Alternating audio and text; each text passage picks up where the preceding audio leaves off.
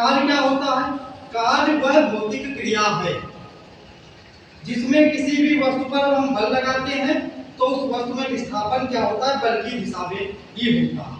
कहने का मतलब यह है कि जिस डायरेक्शन में, जिस दिशा में हम फोर्स अप्लाई करेंगे या फोर्स हम लगाएंगे उसी दिशा में विस्थापन होगा।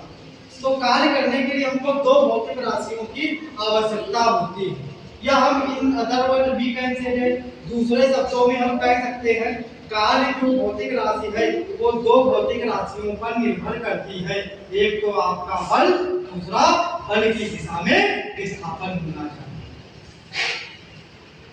अब W is equal to F vector F dot vector S होगा।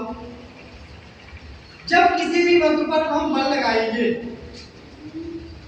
तो विस्थापन उसी दिशा में होगा। बल और विस्थापन के बीच में एंगल क्रिएट होता है, एंगल बनता है। उस एंगल को हम थीटा मान लेते हैं और जो बल है इसका हम लोग रिजोल्यूशन कर देते हैं, इसका वियोजन करते हैं।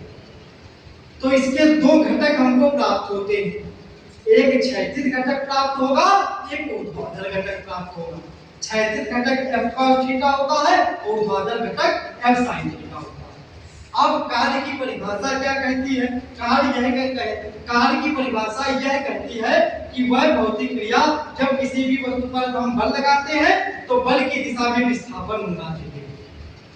तो जो कार्य का गणितीय फार्मूला हम लेंगे, कार्य का जो गणितीय सूत्र बनेगा वो W बराबर बनेगा बल और बल की दिशा में विस्थापन का घटक। घटक दो हम यहाँ पर लेंगे, ऊर्ध्वाधर घटक, एक क्षैतिज घटक। कार्य का जो फार्मूला बनेगा, सूत्र बनेगा, उस सूत्र में हम जो है जिस वस्तु पर बल लगाएंगे और बल की दिशा में जो विस्थापन का घटक होगा, कौन सा घटक लेंगे? बल की दिशा के में जो विस्थापन का घटक होगा। ठीक है।